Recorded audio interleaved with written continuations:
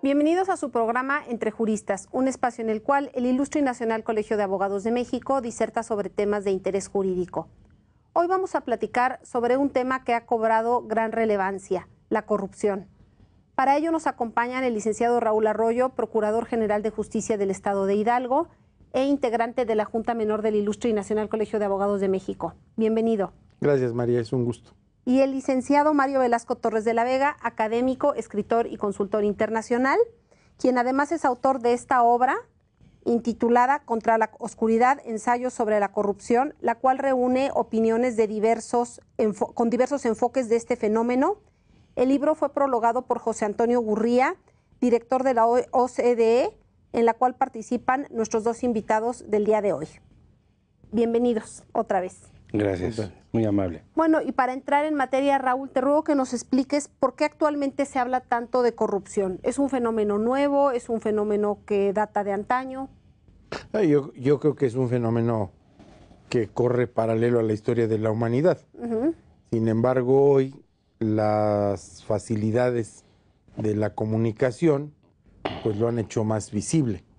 Hoy las cosas se saben mucho más y se saben mucho más rápidamente. Y mejor. En años anteriores, para que uno se viniera a enterar de un tema de corrupción, es porque era verdaderamente escandaloso o porque pasaba mucho tiempo y después de ese tiempo algo quedaba y algo se sabía.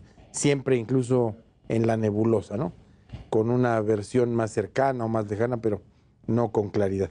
En cambio hoy, pues la corrupción sigue existiendo, quizá en mayor escala, pero la diferencia es que hoy los actos de corrupción se conocen casi en el momento en que pueden estar pasando. Digamos que es un fenómeno que ahora es visible. Es muy visible, pero además también se comunica de manera masiva con una velocidad increíble, ¿no? Entonces, creo que esa es la diferencia en este trayecto de la evolución de la corrupción. Quizá también hay formas más sofisticadas que antes y que son también más sofisticadas precisamente porque hoy las posibilidades de conocimiento de estos hechos o de estos actos de corrupción pues son mucho más fácil, ¿no? Por lo tanto, no es un fenómeno nuevo, es un fenómeno que va de la mano con la historia de la humanidad. Pero si hiciéramos un repaso de la historia de la humanidad, nos iríamos de espaldas. Seguro que iríamos encontrando paso a paso actos de corrupción. Pero ¿no? Ha cobrado actualidad porque ahora es más visible. Yo creo que es más visible. Y ahora te pregunto, ¿qué consideras que hace corrupta a una sociedad? Yo creo que son muchos fenómenos, mejor dicho, muchos factores los que la pueden hacer corrupta. Yo no estoy ajeno a que pueda ser ignorancia, que pueda ser necesidad, que pueda ser la facilidad de caer en una práctica corrupta, que pueda haber intereses de cualquier orden, políticos, económicos, hasta sociales, ¿no? que sean los que abran la puerta para los actos de corrupción, que puede haber comportamientos personalísimos que lleven a una práctica de corrupción para encubrir algo o para destapar algo, ¿no? Y para afectar a alguien. Es decir, creo que son muchos los factores que inciden en la creación de un acto en el nacimiento, pues, de un acto de corrupción. Y la corrupción no es nada más del ámbito privado o del público, sino que la encontramos en ambos ámbitos. Yo creo que está en todos los ámbitos del espectro social, ¿no? En las iglesias, en la banca, en los sindicatos, en la academia, en la familia. Es decir, creo que es un fenómeno que puede surgir o que cuando menos estaría latente en cualquier espacio donde haya actividad humana. Ya. Y Mario, ¿consideras que la corrupción es un fenómeno antropológico o cultural? Ambas y ninguna. A ver. Esa está medio, puede sonar enigmática la respuesta, como en novela de anticipación, pero no. Ambas porque tiene que ver con la condición humana. Y al mismo tiempo que tiene que ver con la condición humana, tiene que ver también con razones que vienen desde nuestros antepasados, quizá en su etapa más primigenia, quizá desde que no estaban arriba de la cadena alimenticia y que tuvieron que usar la violencia y desarrollar quizá su cerebro reptiloide para poder sobrevivir frente a especies que simple y sencillamente se los comían, los usaban de alimento. Esto que estoy diciendo viene muy gráficamente representado en las maquetas del Museo Nacional de Antropología e Historia. Si tú entras a la primera maqueta del lado derecho, vas a ver que algunos de nuestros antepasados, por supuesto los que creemos en la teoría de la evolución de Darwin, ¿no? Los que creen en Adán y Eva, bueno, se pueden ir con la corrupción de Eva, malamente en el Día de la Mujer, quizá el ejemplo, pero cuando la serpiente le da la manzana. Pero digamos a los que creemos en la teoría de Darwin de la evolución. Pero a ver, ¿esto es corrupción o es instinto de supervivencia? No, voy a eso. La corrupción tiene que ver con eso, porque la corrupción tiene que ver con territorialismo, acumulación de bienes, acumulación de alimentos. Tiene que ver con eso porque tengo que ver por la sobrevivencia de los míos. Hay muchos estudios que indican que, por ejemplo, al corrupto tradicional lo que le gusta es la acumulación de bienes inmuebles, por ejemplo, casas, departamentos, terrenos, ¿no? ¿Pero se pueden acumular bienes sin ser corrupto? Sí, claro, puedes producir, es producto de tu trabajo y eres muy hábil. Por ejemplo, están las grandes historias de señoras que compraban en su viudez una caja de mangos y después con esa caja de mangos que compraron un camión, y están esas grandes historias de éxito de negocios que se localizan en familias de potentados en su origen, como los Rockefeller o los Rothschild. Ligado. No está ligado, pero puede estar ligado. Quizá para geometrizar una fortuna de ese tamaño, quizá ya dejes de comprar camiones con mangos y quizá los mangos estén rellenos de otra cosa. O quizá los mangos te los estén comprando a sobreprecio, o estés usando técnicas de usura para acumular los mangos y hacer que suba el precio, lo cual está prohibido hasta por las religiones y por muchas leyes de comercio. Ahora, si la corrupción es inherente a la condición humana, es incompatible. La violencia es también inherente a la condición humana y es combatible. Entonces yo creo que el tema es que debe de haber mejores instituciones, leyes, políticas públicas, acciones gubernamentales, que educación, inhiban esta condición. Que inhiban eso, porque pues obviamente a lo mejor en nuestra condición está quizá arrebatarle al otro su bien, pero o porque si no me tienes gusta. necesidad de hacerlo, no lo vas a hacer. O quién sabe, quizá los apetitos nacen a la vista. A lo mejor tú estás a dieta y pues estás muy controlada, pero de pronto te pasean el pastel que más te gusta y quizá quieras meterle el dedo al pastel. Muy probablemente. ¿No? Y quizá ese deseo en algún momento se traduzca en una acción. Claro. Raúl, ¿cómo identificarías a una nación corrupta? Bueno, ahora hay parámetros y mediciones internacionales, ¿no? que miden por las prácticas gubernamentales, por el índice de negocios de la iniciativa privada, etcétera. Hay un ranking, ¿no? Hay un ranking de países más o menos corruptos. En eso se pueden ver, por ejemplo, estos países que en pocos años han pasado de los últimos lugares a los primeros, ¿no? A los primeros malos lugares, ¿no? Me recuerdo Singapur, por ejemplo, ¿no? Así es.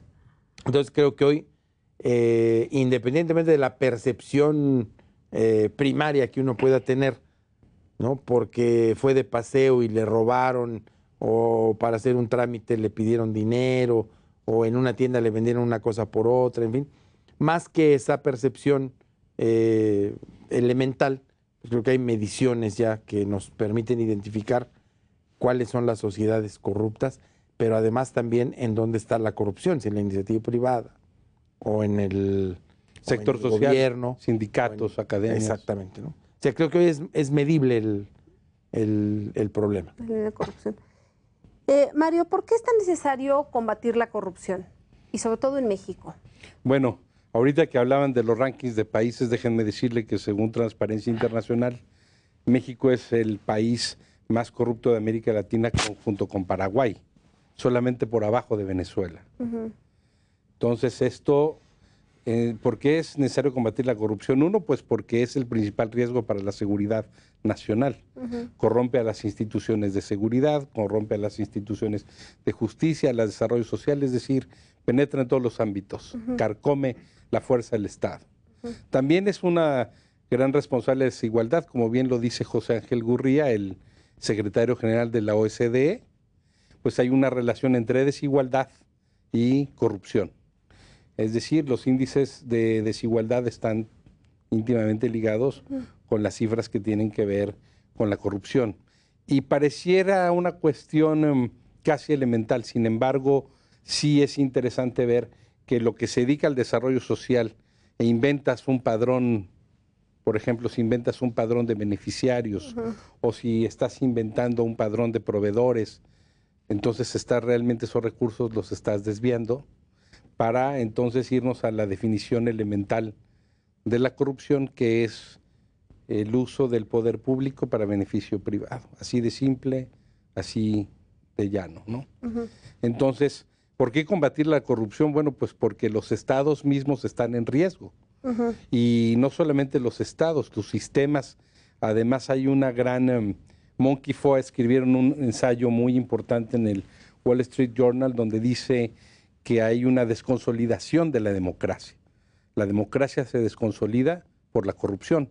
La gente se desanima porque dice, bueno, estos sistemas tradicionales, voto por los partidos, voto por los políticos y siempre hay escándalos de corrupción, entonces ¿para qué me sirve la democracia? ¿Para qué sirve? Sí, siempre es lo mismo. Sí, siempre es lo mismo. Entonces desconsolida la democracia. Los logros democráticos que se creían, según Fukuyama, en el fin de la historia, al ya todos los países ser democráticos, pues obviamente uno de los elementos que echan atrás esta tesis es la desconsolidación democrática que ha habido en muchas naciones, precisamente por la decepción que ha provocado entre las sociedades los grandes escándalos de corrupción que en estos momentos se están viviendo en Israel, ¿no? Benjamín Netanyahu está a punto de perder ante una gran coalición de centro-izquierda por el tema de que está involucrado en la corrupción.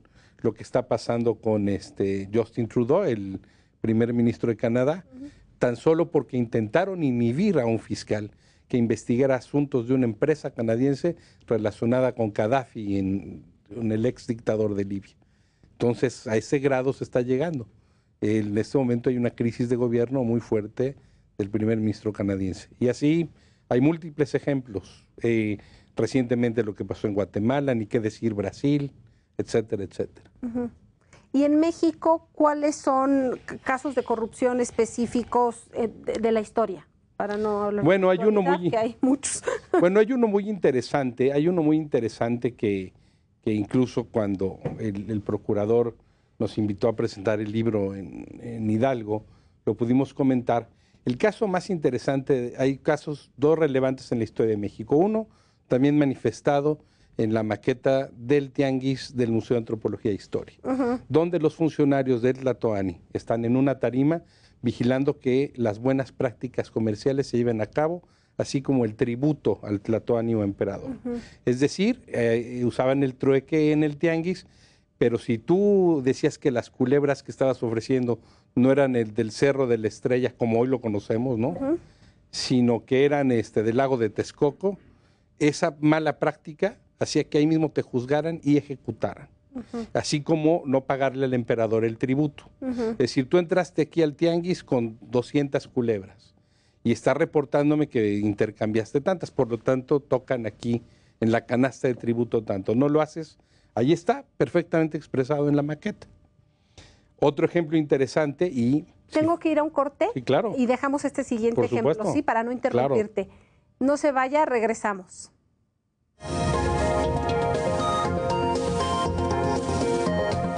Estamos de regreso en su programa Entre Juristas. Los invito a contactarnos a través de nuestro correo electrónico y de nuestras redes sociales, en Twitter y Facebook como Canal Judicial, Y en la cuenta de YouTube del Ilustre y Nacional Colegio de Abogados de México encuentra usted todos los programas que hemos transmitido de Entre Juristas. Estamos platicando sobre el fenómeno de la corrupción y antes de irnos a corte, el licenciado Mario Velasco apuntaba un segundo ejemplo histórico de corrupción en México. Y no solamente corrupción en México, sino que si fuese cierto, cambió la historia de la humanidad misma. Érase que será que Antonio López de Santa Anna, que ahora lo vilipendiamos y en las estampas de papelería es el villano, Así en su es. momento fue un gran héroe nacional. Él impidió, siendo gobernador de Veracruz, impidió que Isidro Barradas reconquistara México. Y entonces Isidro Barradas desembarca en Tampico y en una operación incluso muy destacable en términos militares. México no tenía una fuerza naval, pero él confisca una serie de barcos. Era imposible, no pensemos en las carreteras de ahora, ni en los caminos para llegar al agreste Tampico, ¿no? Sí, no. Lleno de pantanos y lodos. Entonces, como no era posible llegar ahí, no era tan fácil llegar ahí, confiscó varias embarcaciones e hizo una operación naval de desembarco para llegar a Tampico rápido. Entonces, él organiza una fuerza que vence a Isidro Barradas en Tampico y eso lo convierte en un gran referente y héroe nacional. Impide la reconquista de México. Más tarde, en la guerra contra los Estados Unidos, hubo una batalla muy representativa que se dio en la Angostura. Pero, perdón, ¿esto qué tiene que ver con el tema de la Todo, corrupción? hacia eso A ver, voy. perdón. En el tema en la batalla de la Angostura, López de Santa Anna ya se había perdido Texas y había él firmado la separación de Texas, donde, por cierto, había vencido a los tejanos, pero separó él, dividió al ejército y lo agarraron durmiendo en San Jacinto y los tejanos se lo llevaron a Washington y le hicieron firmar la independencia de Texas. Cuando ya invade el general Taylor por el norte de México, casi 10 años después, en la Angostura, a las afueras de Saltillo, se dio una batalla muy importante donde el ejército mexicano superaba al estadounidense casi 7-1. Y el ejército mexicano estaba conformado por soldados desde los guardias presidenciales que eran mejor armados hasta soldados muy humildes que iban casi desnudos en ese frío de febrero que hace allá y hacían hoyos como para hacer barbacoa, para calentarse. En las noches salían todos ampollados a combatir. Y lo derrota Santa Anna. Y misteriosamente en esa batalla que Santa Anna derrota a Taylor, misteriosamente Santa Anna se retira sin consumar la victoria, sin desarmar al ejército estadounidense, hacerlo para atrás. Y se retira a México a combatir un levantamiento de los polcos. Sí, la gente de clase alta que se había rebelado porque el vicepresidente Gómez Farías en funciones le había confiscado los bienes a la iglesia. Entonces misteriosamente se retira. Algunos historiadores han dicho, y aquí viene el tema de corrupción, que Taylor, para hacer lo que se retirase, le envía por la noche 2 carretas repletas de oro. Y es entonces que Santa Anna se retira. Dice Marx que al perder México los territorios que daban salida al mar Pacífico, es donde se crea el capitalismo moderno porque crea el ferrocarril transoceánico a Estados Unidos. Y es como se forma el capitalismo moderno. Si fuese cierto, ese acto de corrupción no solamente cambió la historia de México por todo lo que sabemos, sino cambiaría la historia moderna de la humanidad. Entonces, yo creo que esa trascendencia tienen. Claro. Es como el aleteo de una mariposa. Aletea aquí y no sabemos qué va a pasar en Hong Kong. O en la India ese aleteo puede ser un huracán, etcétera, ¿no? Lo que llaman el efecto mariposa. Claro. El efecto de lo que Santa Anna provocó fue ese. Otro ejemplo también, la guerra con Estados Unidos, un poco más humilde. Estaban apertrechados en el convento de Churubusco muchos soldados mexicanos, entre ellos el famoso batallón de San Patricio. Y resulta que un general había comprado balas que no se adecuaban a los rifles, que algunos eran rifles muy viejos. Y no se adecuaban en pleno combate pues no se adecuaban a los rifles que traían. Quedaban sin munición. Entonces incluso el batallón de San Patricio y ellos empezaron a agarrar piedras en vez de municiones. Y cuando les acabaron fue cuando se rindieron. Ese acto de corrupción, que algo parecido sucede en la Guerra de los 6 días, donde pues, el ejército de la República Árabe, integrado por varios países contra Israel, ¿verdad? Pues las balas de los tanques no correspondían al tamaño de los tanques. Y obviamente el ejército israelí los hace pedazos, ¿no? Entonces, los actos de corrupción pueden ser de una trascendencia indómita. Entonces, por eso no solamente es interesante estudiarla, sino ver los mecanismos de combatirla, porque no sabemos dónde puede derivar. Es decir, si seguimos con el estado de corrupción que estamos en México, pues no sabemos a dónde podemos derivar. Estados paralelos, grupos criminales que cobran triples impuestos, que no dejan pasar, que obstruyen las carreteras, etcétera, por decir algunos ejemplos, ¿no? Por supuesto, lo que significa para la seguridad de la nación misma. Y lo que decías en el corte, Raúl, muy interesante, es que la corrupción no necesariamente se refiere a dinero, que hay actos de corrupción que persiguen otra cosa. Si ustedes coinciden conmigo, el tema de corrupción generalmente nos lleva a buscar actos que produjeron dinero de manera indebida, ¿no? O bienes, pero se traducen, generalmente lo traducimos a actividad económica, a beneficios económicos. Y a mí me parece que hay otros actos de corrupción que no necesariamente llevan a situaciones de orden económico, que pueden llevar pues a la obtención de un beneficio de otro un beneficio índole. X, ¿no? Un beneficio académico, sexual. Claro, que también sería otra condición muy vista. Así es. ¿No? Pero con esto lo que quiero decir es que si nos vamos a entrar en el tema, no todo es una cuenta bancaria en un banco europeo, ¿no? O del Caribe. O en las Islas Caimán, ¿no? Es decir, hay otros actos que incluso serán más difíciles de visibilizar, pero que implican también temas o actos de actitudes de corrupción, ¿no? ¿Para quién consideras que es responsable de combatir la corrupción? ¿El gobierno? No. ¿Qué papel tiene la sociedad en el combate a la corrupción? Yo creo que aquí, así como hemos hablado de varios factores, pues yo creo que no hay un solo responsable, ¿no? Tiene que haber, o hay, ¿no?, varios responsables. Si un acto de corrupción que se da en casa, pues necesariamente partirá de una educación de los padres que no ha sido la mejor, quizá, ¿no?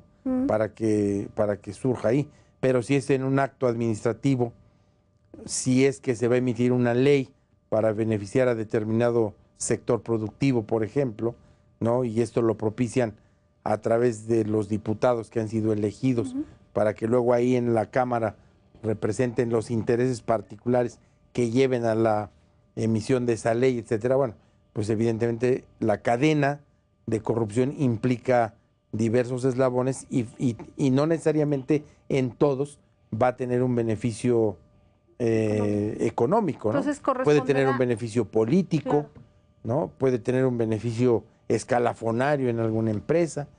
¿Corresponderá combatir a la corrupción a la autoridad del ámbito en el que ésta se presente, según el caso? A ver, en todo caso, también tenemos que ver la otra parte que ya es el combate, ¿no?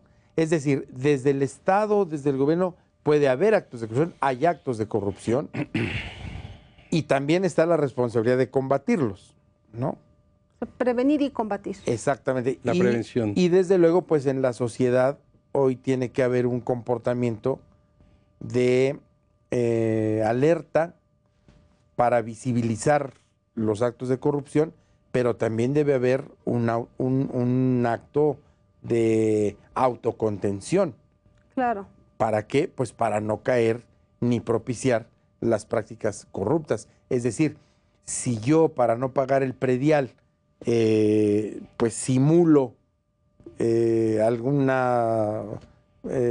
acto jurídico para que quede yo eximido o le bajo el valor al predio para pagar menos, en fin, bueno, pues ese es un acto en el que yo soy el responsable.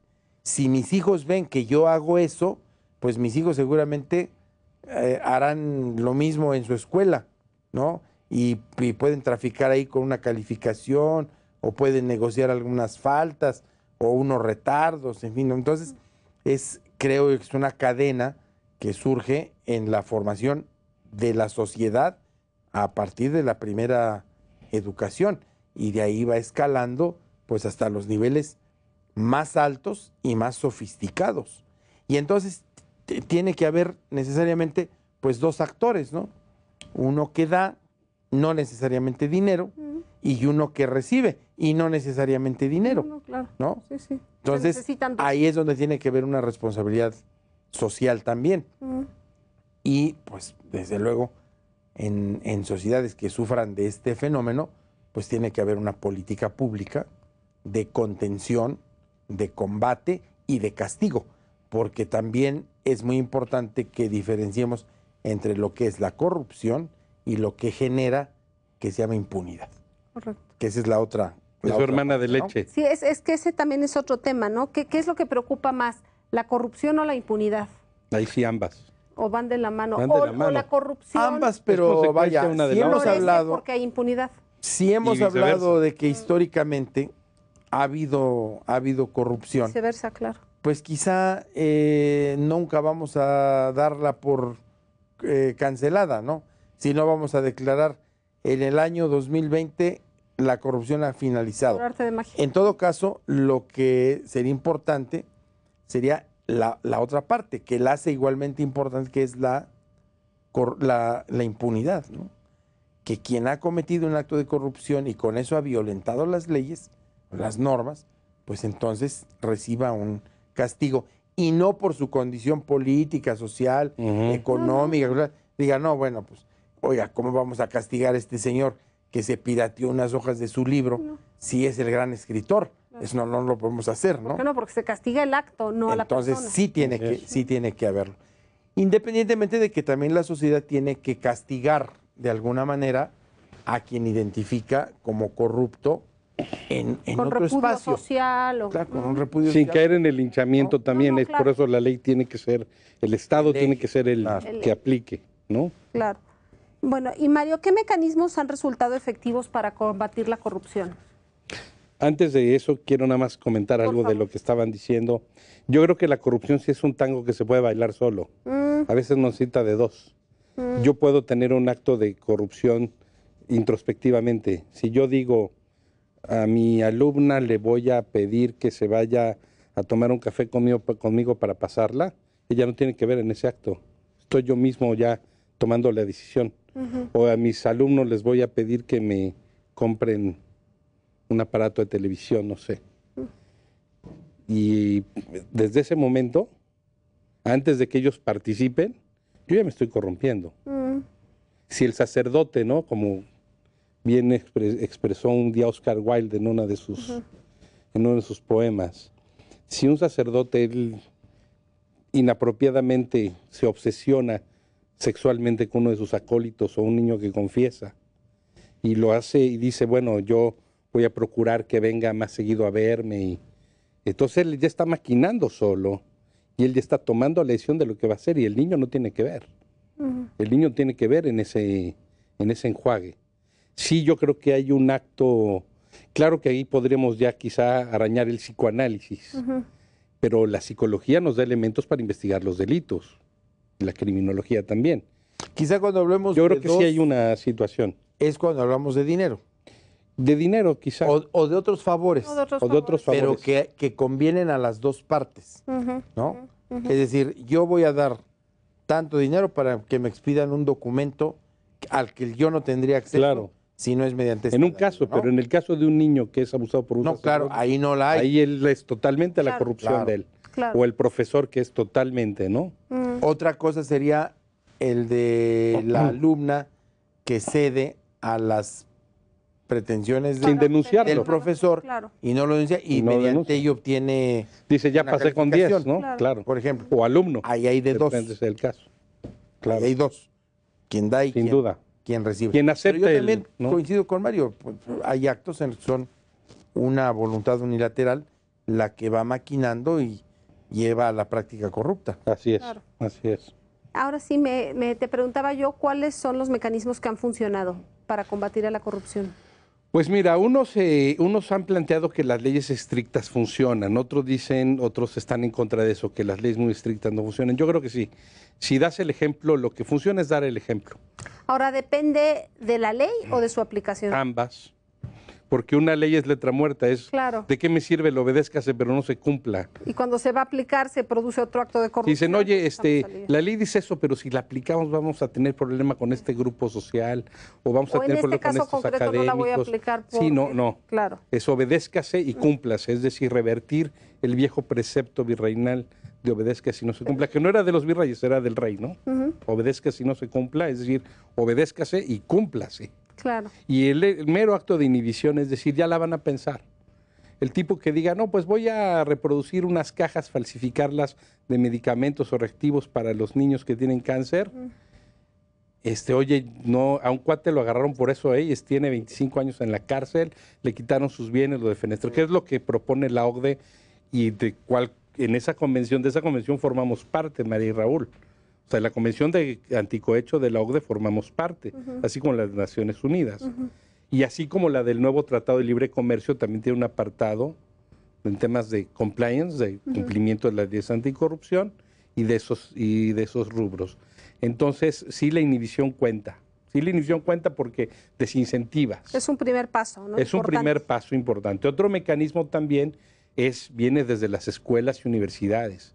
Reforzar la ética, ya no hacer las clases de ética, en este caso de ética jurídica o de ontología jurídica, donde tengo la oportunidad de ser docente, no hacerlas áridas y aburridas, sino decir realmente en el tema de la deontología jurídica, el deber Prácticas, ser, ¿no?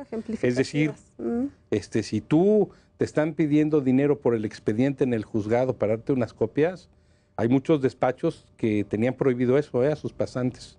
Ni un solo peso si te piden copias Por del principio, expediente, por principio, y se denuncia y vas al órgano interno de control, a la Contraloría Interna. Claro que también es un adoctrinamiento ético que tiene que ocurrir, es una sinergia que debe de operar.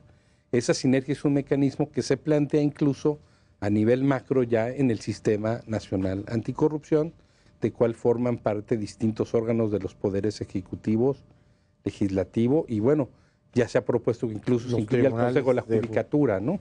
Que es quien vigila los actos internos del Poder Judicial. Me ganaste esa pregunta. ¿Nos puedes explicar más claramente o más detalladamente qué es el Sistema Nacional Anticorrupción? Bueno, el Sistema Nacional Anticorrupción fue provocado por un impulso de la sociedad civil. Durante el sexenio pasado y precisamente en el marco de los grandes escándalos. Es decir, yo sí creo que en un sentido sociológico las grandes tragedias o los eventos negativos dan pie a grandes soluciones y a grandes eventos fundacionales. El sistema creo que es uno de ellos. El sistema está integrado, ¿verdad?, por la Secretaría de la Función Pública, la Fiscalía General de la Nación por su Fiscal Nacional Anticorrupción, y el está Tribunal integrado de Justicia Administrativa. del Tribunal de Justicia Administrativa, la Auditoría Superior de la Federación, que es quien se encarga del cumplimiento de los objetivos de los recursos que se otorgan a los estados y a municipios. Ya la Auditoría Superior tiene facultades mucho más extensas. Y ha habido muchos casos donde se ha explicado la ineficiencia de los estados en el combate a los delitos del fuero común, precisamente porque los gobernadores o algunas instancias del Ejecutivo local han destinado los recursos de seguridad pública a otros menesteres. Compra más patrullas, no coche para mis guaruras. Compra mejor armamento para la policía, no mejor armamento para mis guaruras. Págale más dinero a tus policías, contrata más. Ah, no, sí, pero me contrato más guaruras.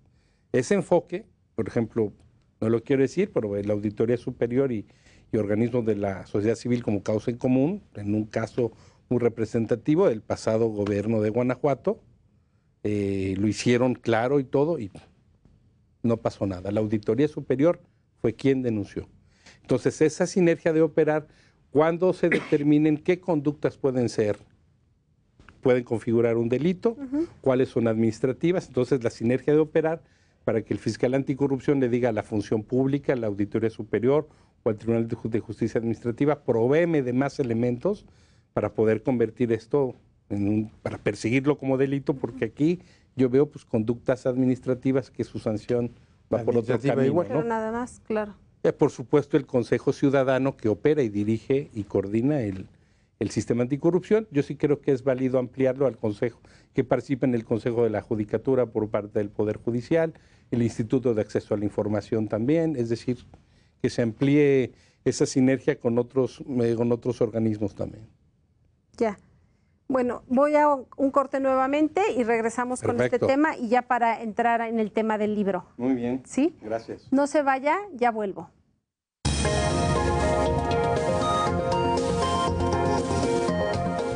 Estamos de regreso en su programa Entre Juristas platicando sobre corrupción. Nos explicabas antes de irnos a corte cómo funciona el Sistema Nacional Anticorrupción.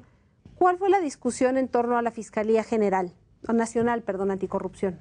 Bueno, desde el 2014 y la reforma política se observaba que iba a haber una fiscalía independiente que iba a ser nombrada por el Senado y con una Fiscalía Nacional Anticorrupción. Por eso inicia en el 2014 la primera auscultación entre expertos para buscar un fiscal nacional anticorrupción.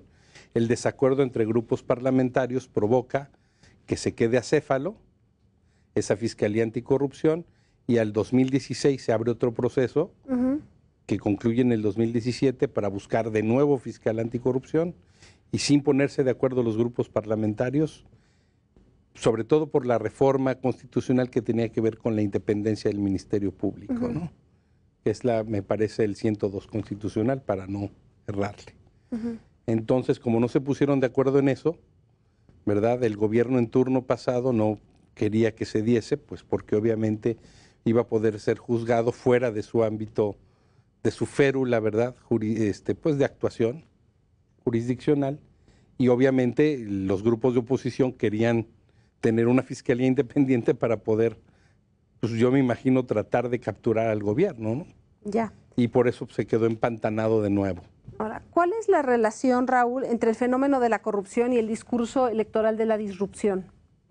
Pues es una buena oferta política, ¿no? Si tenemos identificados actos de corrupción que han llegado al escándalo, pues una buena fórmula de obtener votos es precisamente con esta oferta política de combatirlo, pero más que eso, ¿no? de un comportamiento o de un método disruptivo, pues para que venga a romper todo el esquema que ha propiciado precisamente esos actos. Y creo que en ese sentido ha funcionado y ha funcionado bien. El tema es que se lleve a la realidad. Es decir, que no se quede en el discurso político, ¿no? Claro. Que no se quede en la disrupción que provocó el triunfo electoral, sino que se vaya a la efectividad. Y la efectividad yo la vería en dos vías. Una, que las prácticas, al menos las gubernamentales, no vuelvan a ser prácticas corruptas, que disminuyan, si es que no pueden ser total y absolutamente eliminadas, pero que sí muestren una caída drástica. Y la otra es que se cierren los espacios de impunidad. Es decir, que lleguen a los tribunales quienes cometieron los actos que son punibles administrativamente o penalmente, pero que al final haya una sanción. Claro. Y que esa sanción trascienda al propio comportamiento de las siguientes generaciones del servicio público y que sea un mensaje para la Y no es que nadie quiera ver correr sangre o establecerse en una inquisición, sino que es indispensable que se vea o que la gente vea que los actos de corrupción tienen consecuencias para poder que eso es combatirla. En mucho lo que puede abonar a que el fenómeno siga creciendo. ¿O no? ¿No? Que no hay esa percepción de castigo, al contrario, hay esa percepción de impunidad. Bueno, creo que hay momentos en los que se vuelve hasta una competencia, ¿no? Si ese señor pudo tener 3 ranchos y 2 casas, ¿yo por qué no? Pues yo puedo tener eso, pero además yo voy a tener un departamento en Nueva York. Claro. ¿No? Y si este señor tiene el departamento de Nueva York, no, bueno, pues entonces yo debo tener uno de los Campos Elíseos. Claro. ¿No? Y se establece así un sistema de competencia, ¿no? Así es. Entonces, ¿cómo deben castigarse las prácticas corruptas? Bueno, para empezar, castigarlas. Y después, pues ya se verá la sanción que corresponde. Y tiene que haber otra vía. Y la otra vía sí tiene que ser como una política pública preventiva que prevenga los actos hacia el interior de los organismos públicos, gubernamentales, autónomos, legislativos, jurisdiccionales, etcétera. Me refiero a todo el sector público, pero también que haya una política pública que vaya conduciendo a la sociedad a la inhibición de esas prácticas, ¿no? Y que, como decía antes, pues tienen que empezar en la propia familia, ¿no? Así es. Claro. ¿Y cuáles son las expectativas para combatir a la corrupción o por lo menos para revertirla?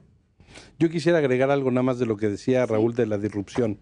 Yo creo que la disrupción es el gran elemento ideológico de nuestro tiempo. Desde lo que pasó con Espiras en Grecia, que empezó así, quitando a la familia Papandreou, que padre e hijo habrían gobernado Grecia, después España. Un poco o mucho lo que pasó con el Brexit en Gran Bretaña tiene que ver con eso. Por supuesto Trump. ¿Qué es lo que te iba a decir? Por supuesto Trump y muchos países más. Incluso en México a nivel, no solamente país, a nivel regional, también muchos gobernadores que llegaron en Veracruz, Chihuahua, llegaron también con ese discurso disruptor de que estamos así por la corrupción y estos son los malos. Lo criticable, también como decía Raúl, es que esto no debe de quedarse en la defenestración o en el linchamiento público o en la búsqueda del voto. Debe de trascender y ya aterrizar en las leyes donde ya los mecanismos con justicia le den a cada quien lo suyo. Pero no solamente castigar al corrupto, oye, pusiste bienes a nombre de tu familia, rastrear, resarcir a la sociedad. También se tiene que devolver a la sociedad. Estos bienes están relacionados con la corrupción, es eso.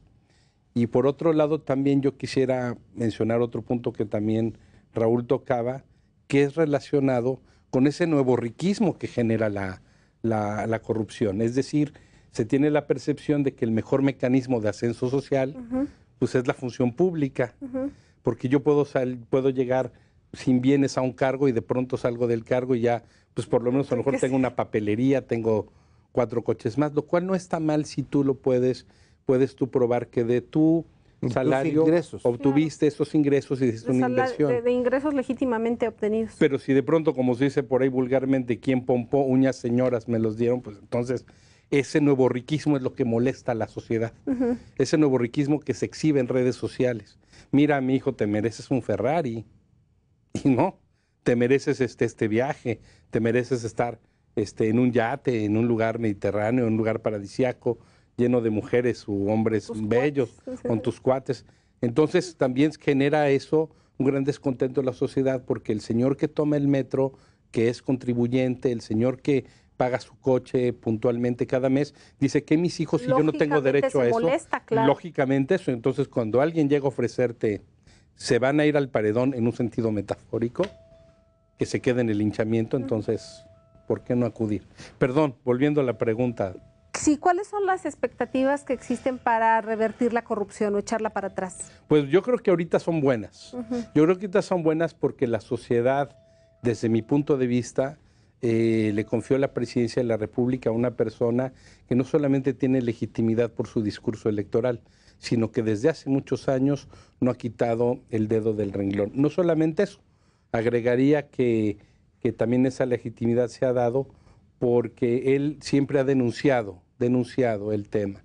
Entonces yo creo que la amplia votación que obtuvo y que ahora hay una gran aceptación por todas las estadísticas y sondeos y estudios de opinión con respecto a él, yo creo que la sociedad sí está confiando en que haya una posibilidad ya de revertir. Para mí la erradicación es una utopía. Sí, bueno, pero por lo menos... Así como el liberalismo puro es una utopía porque no va a haber nada más el puro mercado sin que intervenga el Estado. Por lo que decías que es una condición inherente a la condición utopía, humana. Exactamente. ¿No? Valga la redundancia. Pero creo que lo que la sociedad quiere es que ya se revierta esto y que su hermana de leche, la impunidad, también se cancele. Pero también hay que explicarle a la sociedad que no es posible que un ministerio público que puede llegar en el DF a tener casi 10,000 carpetas de investigación en un año, con tan pocos recursos resuelva adecuadamente, ¿no? Entonces, también se tienen que aplicar los recursos necesarios para que se combata la corrupción y la impunidad. Bien.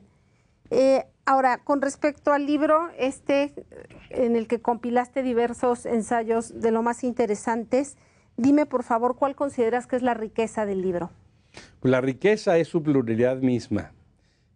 No solamente intervienen personas que son juristas como el procurador Arroyo o como Daniel Herrendorf, que fue viceministro de Justicia en Argentina y inauguró en México el primer diplomado en Derechos Humanos que se dio en la Iberoamericana, que en su momento Jorge Carpizo, el rector Carlos Escandón y Carlos Salinas fundaron. No solamente está también José Luis Romero Hicks, que es compilador, que fue director del Banco de Comercio Exterior con Vicente Fox. No solamente ellos, sino también está, por ejemplo, la psicóloga Teresa Vale, que analiza esa parte psicológica de la corrupción, o la ex senadora Lilia Merodio, que fue secretaria de la Comisión Anticorrupción. Es decir, hay un aporte interdisciplinario. Hay un aporte interdisciplinario y hay un enfoque no solamente de personas que han combatido la corrupción, sino que la han estudiado y analizado desde distintas trincheras o desde distintos puntos, ¿no? Desde la cuestión parlamentaria en el día a día hasta la cuestión conceptual, un poco hasta la irónica, Daniel Herrendorf, la colegiación, lo importante de que estén colegiados los abogados para un mecanismo de control, que ese es un mecanismo, eso es su ensayo. Eduardo Sojo Aldape, que fue secretario de Economía y presidente del INEGI, donde también expone varias cifras de la corrupción.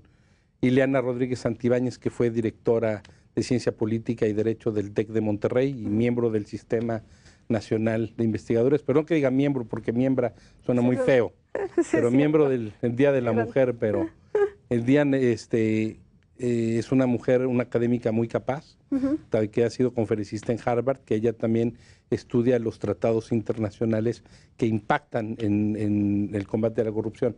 Y aquí sí quiero poner el énfasis, estas convenciones son derecho ya mexicano también, y hay que cumplirlas como tal, sobre todo en los huecos donde nuestra legislación pues está en un marasmo, ¿no? Que es omisa. Ahora, ¿cuál es el aporte más importante de este libro a la bibliografía que existe sobre el tema de la corrupción? Uno, que es un libro, no quisiera yo sobredimensionar las posibilidades del texto, pero pues como en el Rayuela de Julio Cortázar, lo puedes aventar al suelo y donde lo recojas leerlo. Es un libro de ensayos donde tú te puedes saltar, pues esto no me interesa lo que tiene que decir Mario Velasco acerca del delito de cohecho internacional, que es cuando empresarios de un país corrompen o tratan de corromper a funcionarios de otro, ¿no? Pero me interesa el de Raúl Arroyo o el de Ileana Rodríguez. Su riqueza es de que pues puedes tomar lo que quieras en esa miscelánea. O decir, no me interesa nada más que el prólogo que hace José Ángel Gurría. Otro, pues como tú bien decías, el enfoque multidisciplinario e interdisciplinario. Y también yo creo que es sugestivo hasta el título, Contra la Oscuridad. ¿Por qué se llama así? Porque los negocios que tienen que ver con la corrupción se dan en lo oscuro, en lo oculto, en las sombras. En lo oscurito, como decimos. Una manera de combatirlo es arroja luz sobre esa oscuridad. Si tú ves los títulos... Decía Raúl, hacerlo visible. Así es. En el mundo hay varios títulos que se llaman Contra la Oscuridad, pero tienen que ver contra el exorcismo, hacer exorcismos, Cosas combate a los demonios. Sin embargo, es interesante la metáfora, porque en la religión el exorcismo es la corrupción del alma. Y aquí estamos tratando de combatir la corrupción Dios es luz, ¿no? del cuerpo. Entonces sí, hay una serie puedes encontrar, a quien le guste la semiótica y la simbología, puedes encontrar una serie de símbolos diversos que te pueden atraer en el título y la portada. Se trató de hacer como un coleccionable en sí mismo. Pero además yo creo que también que mujeres y hombres están preocupados por poner, como dijo José Ángel Gurría, colaborar a poner un hasta aquí a la corrupción en México. Y también por eso la portada del libro es oscura y tiene aquí México, ¿no? Es una red de telarañas y el billete, acuérdate cómo se daban, sobre todo es una cuestión caricaturesca en el argot de la corrupción a los ministerios públicos. No, te enrollas el billete y cuando saludas a la otra persona, te despides, jala el billete, ¿no? Con las habilidades, los dedos de un carterista. Pues tiene una serie de símbolos de lo más interesantes. Tiene una serie de símbolos que tienen que ver. Ahora, en la historiografía mexicana y desde los cómics de la familia Burrón hasta la novela, las primeras novelas negras, las de Bernal, del complot mongolo, La cabeza de ley de Carlos Fuentes, la corrupción juega un papel determinante para siempre poner en riesgo la seguridad de la nación. Entonces, combatir la corrupción es procurar la seguridad de nuestra nación. Raúl, para cerrar el programa, ¿nos regalas una conclusión? Yo añadiría, en complemento a lo que dice Mario acerca del libro, que la diversidad de textos, la diversidad de autores y la diversidad de ángulos permite identificar o entender que la corrupción no solamente es dinero, que no necesariamente el gobierno es el mecanismo de corrupción, sino que hay muchas otras vías, que hay muchas otras fórmulas y una de ellas, la que yo traté de exponer ahí, pues es una que quizás se identifique poco, ¿no? La colegiación. Solamente la cito como ejemplo de esa diversidad a la que invita el libro para conocer más del fenómeno. Muchas gracias. ¿Y alguna conclusión en torno a la corrupción en general? Pues creo que hoy es uno de los problemas que tenemos sobre la mesa con la más alta prioridad y que, así como el libro, debe tener varios enfoques de solución. Una conclusión, por favor, Mario. Pues yo creo que el gran triunfo del actual presidente de la República fue que desde hace muchos años pudo elevar el tema de la corrupción hasta el gran debate de la agenda nacional y también la sociedad civil, y que ahí están las grandes posibilidades para echarlos para atrás. Creo que esta época que vivimos será recordada por las generaciones que vienen como el momento fundacional en que la corrupción se empezó a echar para atrás. Sí, también creo que así será. Pues qué interesante, de verdad no se pierde el libro. ¿En dónde lo pueden adquirir? Bueno, ya está agotado en algunas librerías, pero en las de Coyoacán los pueden conseguir para no... Puedes decir nombres, ¿no? El Sótano. En el Sótano. El sí. Sótano, y también en Gandhi. la librería Miguel Ángel Porrúa de aquí, que está en Pabellón, bueno, a unas cuadras de aquí. Muy bien. Y también en la librería Borders, que hay algunas del estadounidense Borders en México. Sí. Pues no deje de leerlo. Es un tema relevante, de gran actualidad, y este libro contiene aportes muy interesantes. Gracias por su atención y los espero en la siguiente emisión de Entre Juristas.